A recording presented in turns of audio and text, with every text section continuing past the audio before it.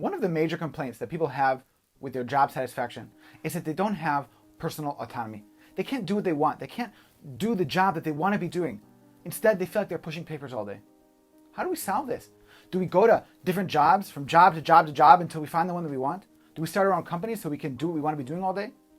I think a closer look at this week's parasha might offer us a different model.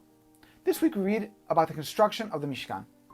And the Pasuk tells us who the chief architect was, Bezalel. And the question is, why even single out somebody for that role? The plans surely were laid down from heaven. We already knew what the Mishkan was supposed to look like. It was very prescribed. Why tell us who the chief architect was? I mean, you need somebody with technical proficiency maybe. But who cares? He's just a builder. Why single him out inside of the Pasuk? I think the answer is a few words that the Pasuk tells us to describe Bezalel. It doesn't just describe Bezalel as somebody who was very technically sound. It says that he was somebody who could lachashov machshavot. He was creative. He could think things. He could take things in a new direction.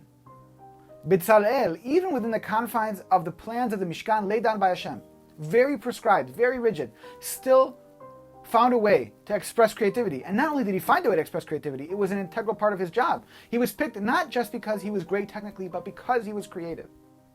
I think we can apply this to our own lives as well. The job isn't just the job. It's also what we bring to it. It's the attitude that we bring to it. It's the creativity that we bring to it. It's not enough to be just technically proficient, because then we sit around and we feel unfulfilled. Instead, what we need to do is to try to bring ourselves to our job. Any job in the world, whether it's the lowest of the low or the highest of the high, it doesn't make a difference. Whatever job you're doing, there's room for personal involvement and personal investment. There's room lachashov machshavot. Shabbat shalom.